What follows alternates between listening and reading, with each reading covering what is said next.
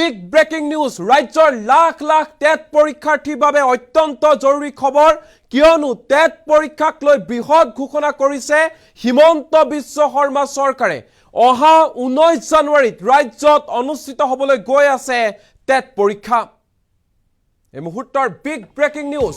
19 জানুৱাৰীত অনুষ্ঠিত হ'ব ৰাজ্যত টেট নিযুক্তি পৰীক্ষা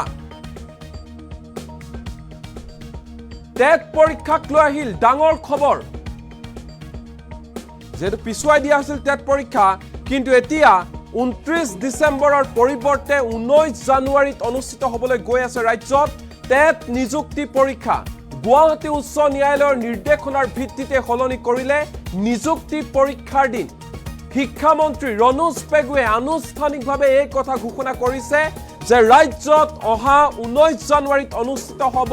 টেট নিযুক্তি পৰীক্ষা এই মুহূৰ্তৰ আটাইতকৈ ডাঙৰ খবৰ যেহেতু টেট নিযুক্তি পৰীক্ষা কেতিয়া অনুষ্ঠিত হ'ব তাক লৈ চৰ্চা চলি আছিল ইয়াৰ মাজতে আনুষ্ঠানিকভাৱে শিক্ষা মন্ত্ৰী ৰনোজ পেগুৱে টেট পৰীক্ষাক লৈ এই বৃহৎ ঘোষণা কৰিছে যে 29 ডিসেম্বৰ নহয় 29 ডিসেম্বৰৰ পৰিৱৰ্তে 19 জানুৱাৰীত ৰাজ্যত অনুষ্ঠিত হ'ব টেট নিযুক্তি পৰীক্ষা যেহেতু গুৱাহাটী উচ্চ ন্যায়ালয়ে সময়সীমা বান্ধি দিছিল 29 ডিসেম্বৰত অনুষ্ঠিত নহব বুলি ঘোষণা কৰিছিল ৰায়দান দিছিল ইয়াৰ পিছতে টেট নিযুক্তি পৰীক্ষা পিছুৱাই দিয়া হৈছিল আৰু অহা 19 জানুৱাৰীত ৰাজ্যত অনুষ্ঠিত হ'ব টেট নিযুক্তি পৰীক্ষা এই বৃহৎ ঘোষণা কৰিছে শিক্ষা মন্ত্ৰী ৰনোজ পেগুৱে এই মুহূৰ্তত ৰনোজ পেগুৰ মন্তব্য আমাৰ লগত আছে কি কৈছে টেট পৰীক্ষা সন্দৰ্ভত শুনোৱা হওক Assam state school education board তেওঁলোককে পৰীক্ষা অনুষ্ঠিত কৰাৰ দায়িত্ব দিয়া হৈছে গতিকে 15 দিন পিছুৱাই এতিয়া 19 জানুৱাৰীত পৰীক্ষা অনুষ্ঠিত কৰাৰ কাৰণে সিদ্ধান্ত লৈছে বুলি মোক সভাপতি জনাইছে গতিকে টেট জিটি গ্ৰেজুৱেট টিচাৰ আৰু পোষ্ট গ্ৰেজুৱেট টিচাৰৰ যেটো টেট কাম ৰিক্ৰুটমেন্ট পৰীক্ষা এটো ইয়াৰ নতুন দিন হল 19 জানুৱাৰী বেচাৰ স্কুলৰ যিবিলাক তেওঁলোকে ধনা দি আছে তেওঁলোকে চাকৰি নিয়োজন কৰিব লাগে তেওঁলোকে কিবা ব্যৱস্থাপন কৰিব পাৰে নিশ্চিতভাৱে চৰকাৰে কথাখিনি বিবেচনা কৰি আছে মই কেবালানিও তেওঁলোকৰ লগত আলোচনা কৰিছো আৰু অসম চৰকাৰখন তেওঁলোকৰ সমস্যাৰ প্ৰতি যথেষ্ট সংবেদনশীল কিন্তু আইনৰ কথা আছে বিত্ত বিভাগৰ আমাৰ যি সমূহ গাইডলাইন আছে তাৰো কথা আছে গতিকে আইনৰ আওতাৰ ভিতৰতে বা সামান্য কিছু যত আপোনাৰ তেওঁলোক কোনো প্ৰশাসনিক বা কাৰিকৰী কাৰণত তেওঁলোকৰ যদি থাকি গৈছে গুটেখিনি পৰীক্ষা কৰি থকা হৈছে আমি এটা সুমীমাংসাৰ কাৰণে আজি Assam state school education board তেওঁলোককে পৰীক্ষা অনুষ্ঠিত কৰাৰ দায়িত্ব দিয়া হৈছে গতিকে 15 দিন পিছুৱাই এতিয়া 19 জানুৱাৰীত পৰীক্ষা অনুষ্ঠিত কৰাৰ কাৰণে সিদ্ধান্ত লৈছে বুলি মোক সভাপতি জনাইছে গতিকে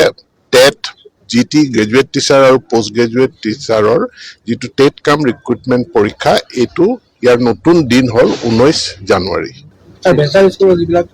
তেওঁলোকে ধনা দি আছে তেওঁলোকে চাকৰি নিয়োজন কৰিব লাগে তেওঁলোকে কিবা ব্যৱস্থাপন কৰিব পাৰে নিশ্চিতভাৱে চৰকাৰে কথাখিনি বিবেচনা কৰি আছে মই কেবালানিও তেওঁলোকৰ লগত আলোচনা কৰিছো আৰু অসম চৰকাৰখন তেওঁলোকৰ সমস্যাৰ প্ৰতি যথেষ্ট সংবেদনশীল কিন্তু আইনৰ কথা আছে বিত্ত বিভাগৰ আমাৰ যি সমূহ গাইডলাইন আছে তাৰো কথা আছে গতিকে আইনৰ আওতাৰ ভিতৰতে বা সামান্য কিছু যত আপোনাৰ তেওঁলোক কোনো প্ৰশাসনিক বা কাৰিকৰী কাৰণত তেওঁলোকৰ যদি থাকি গৈছে গুটেখিনি পৰীক্ষা কৰি থকা হৈছে আমি এটা সুমীমাংসাৰ কাৰণে আজি Assam state school education board তেওঁলোককে পৰীক্ষা অনুষ্ঠিত কৰাৰ দায়িত্ব দিয়া হৈছে গতিকে 15 দিন পিছুৱাই এতিয়া 19 জানুৱাৰীত পৰীক্ষা অনুষ্ঠিত কৰাৰ কাৰণে সিদ্ধান্ত লৈছে বুলি মোক সভাপতি জনাইছে গতিকে টেট জিটি গ্ৰেজুৱেট টিচাৰ আৰু পোষ্ট গ্ৰেজুৱেট টিচাৰৰ যেটো টেট কাম ৰিক্ৰুটমেন্ট পৰীক্ষা এটো ইয়াৰ নতুন দিন হল 19 জানুৱাৰী বেচাৰ স্কুলৰ যিবিলাক তেওঁলোকে ধনা দি আছে তেওঁলোকে চাকৰি নিয়োজন কৰিব লাগে তেওঁলোকে কিবা ব্যৱস্থাপন কৰিব পাৰে নিশ্চিতভাৱে চৰকাৰে কথাখিনি বিবেচনা কৰি আছে মই কেবালানিও তেওঁলোকৰ লগত আলোচনা কৰিছো আৰু অসম চৰকাৰখন তেওঁলোকৰ সমস্যাৰ প্ৰতি যথেষ্ট সংবেদনশীল কিন্তু